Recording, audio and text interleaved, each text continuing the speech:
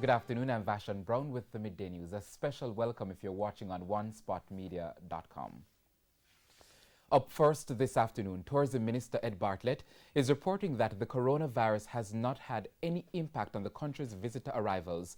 His announcement comes following the government's travel ban on citizens from China. TVJ's Anthony Logg reports. The number of deaths from the coronavirus has increased with an additional 57 deaths and 2,829 new confirmed cases in China. That increased the country's total to 361 deaths and 17,205 confirmed cases. But with the government imposing a ban on travel to and from China with immediate effect last week, there were fears that the country's tourism would buckle under that decision. However, Tourism Minister Edmund Bartlett, speaking at the Somerton Division East Central St. James Conference last night, said there's no impact just yet.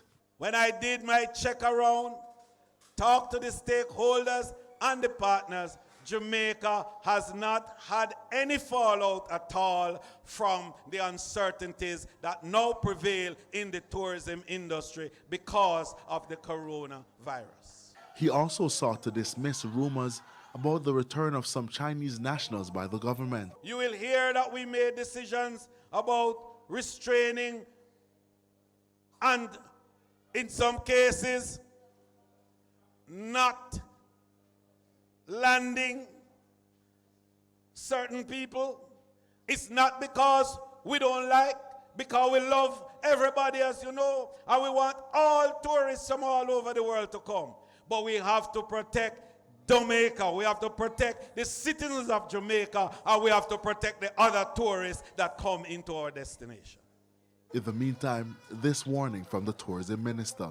So let the other people who spreading propaganda and spreading panic and putting out fake news, tell them, make sure you really love Jamaica, because if tourism dies, growth dies, and you won't have anything to take if you ever get there. Anthony Logg, TVJ News.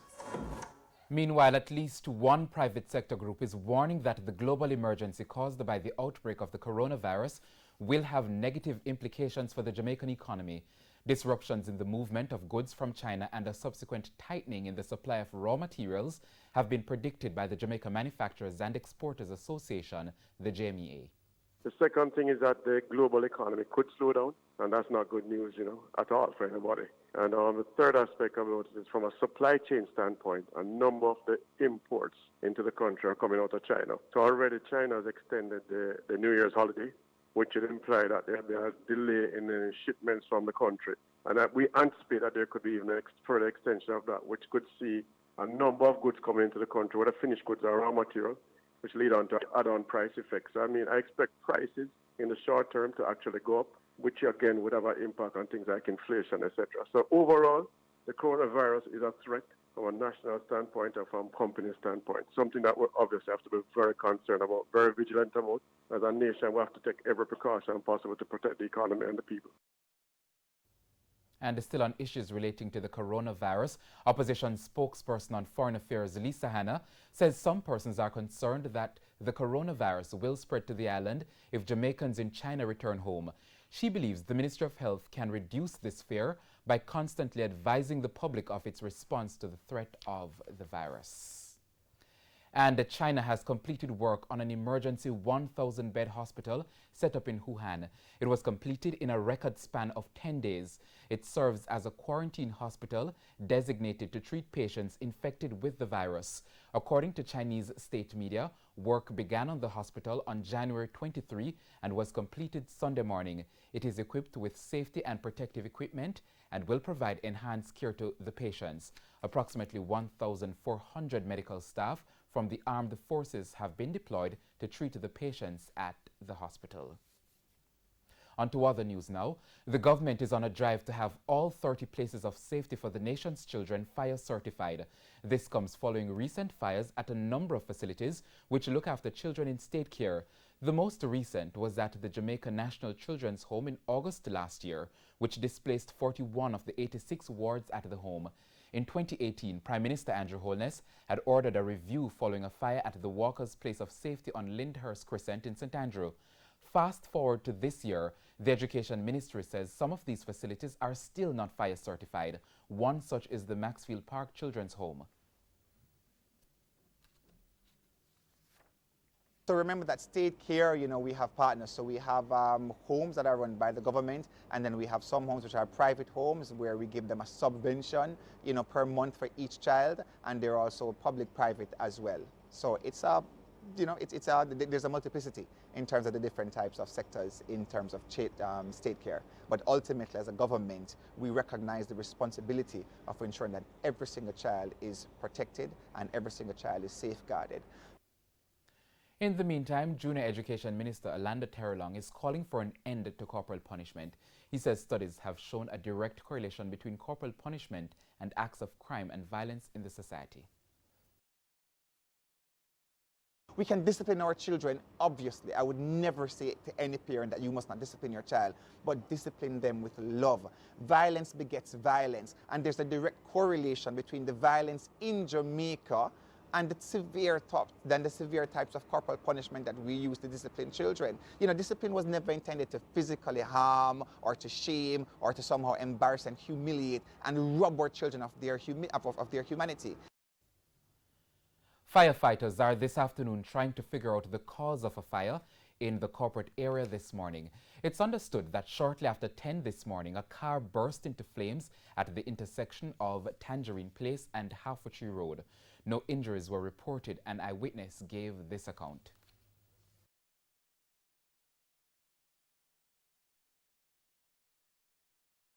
When the car drive up, it was smoking. I asked the driver to fly this bonnet. He tell me no 2 times, because I know what to do if you fly the bonnet. It was there trying to throw sand inside of it to start blaze. So him get something when they call it, it was something they use on the bus, when they spray on the fire, and to it, it's still blazing. He call the fire brigade. Fire brigade take about half an hour to 3/4 hour to reach. That's all I know. Now, the cause of the fire is still not known. And it's now time for a break, but stay with us. More stories right after these messages.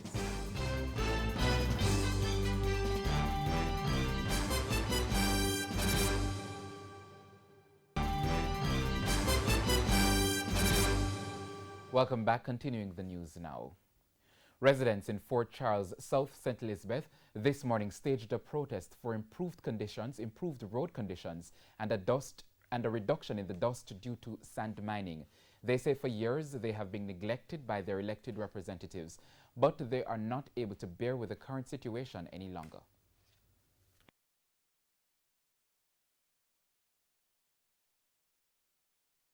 We can't manage no more dust. You know, see it. We don't see no MP, we don't see nobody around here, so to represent nobody at all. Everybody will get road and we can't get the road. What happened to for money? You know, see it, and we have to pay tax. As tax time come, you hear them come. Boy, you have to pay this, and if you do that, and if you do what you do. You know, see it. And a pay dust round, so more than 3/4 mile, more than a mile of dust. Meanwhile, Martel Brown is concerned about sand mining in the area. It is dangerously mined to a depth of over 60 feet below sea level. Should there be a tsunami or a severe hurricane, the entire community will be washed away. Which community? Parity, Slipe, Vineyard, Arlington, surrounding areas, Hilltop, will be washed away. Mr. Brown says at this point there is no way to protect the residents against any impending danger. The Caribbean Cement Company handed over a block-making machine for a social enterprise project in 10 Miles Bull Bay, St. Andrew last Thursday. Member of Parliament for East Rural St. Andrew, Juliet Holness, said she was confident residents would be able to unite to make the block-making initiative beneficial to all. Mrs. Holness, however, warned residents that the initiative is not a free-for-all, insisting that it must be treated as a business venture. plans are. How this is going to work, it will run as a real serious business. When you come to work, you are here to work hard for your day's pay or evening pay and produce the maximum amount of blocks that we can per day. We're looking at about 3,000 blocks per day. The profits are to be dedicated to community upliftment. The Social Enterprise Project, which has been registered and will be operated by an oversight body with the aim of addressing some of the socio-economic challenges in the community. And time now for sports. Jamaicans may not have seen success on the pitch during the 2019 Caribbean Premier League season, but off it, the country saw a record boost in the economy during the month-long tournament. But the CEO of the CPL wants the government to do more. Daniel Blake has our report. After years of appeals, the government finally partnered with the owners of the Jamaica Tallowers for the 2019 season of the Caribbean Premier League. That led to all 5 games being held at Sabina Park, the most in the competition's history. And the benefits were enormous. According to a study conducted by world-renowned researchers YouGov Sport, the tournament created a total economic impact of over US $17.5 million in Jamaica, an incredible 66.33% increase achieved during the 2018 event. However, countries like Guyana, Trinidad, and Barbados saw a bigger boost in their economy. But CPL Chief Operating Officer Peter Russell believes Jamaica can be the best hosts in the region if the government offers greater support. Every other country we get incredibly good support. I mean, I'm not suggesting Jamaica doesn't give us support in other ways, but we don't get the same government support as we enjoy elsewhere, which, you know, is a challenge. But we want to make Jamaica the powerhouse in terms of hosting CPL games, and you know, not just the regular games. But you know, it seems weird to me that we've never even had a discussion about hosting semi-finals or finals in Jamaica. I mean, that to my mind is madness. And Russell believes there are other ways outside of hard cash to assist the franchise owners. Yeah, there's always concessions the government can give. I mean, it just depends, you know, the extent that they're willing to do that. I mean, you know, we have a very good concession deal in Guyana, which allows the owners to really save a lot of money.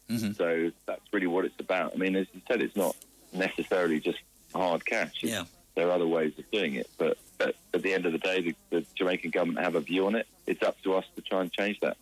Meanwhile, Russell revealed that the 2019 CPL was the most viewed in its history and hopes to continue as one of the best in franchise cricket. Yeah, cricket has improved dramatically in the last 3 years from where it was, you know, because it's a proper tournament now. And as much as, you know, you look at the audience figures, we've now got 300 million eyeballs that watch this thing every year. That's impressive when you consider we only had 200 million last year.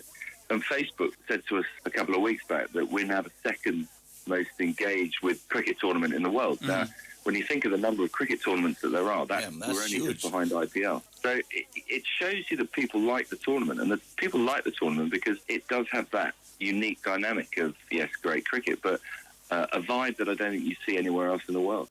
The 2020 season of the Caribbean Premier League is expected to begin in August.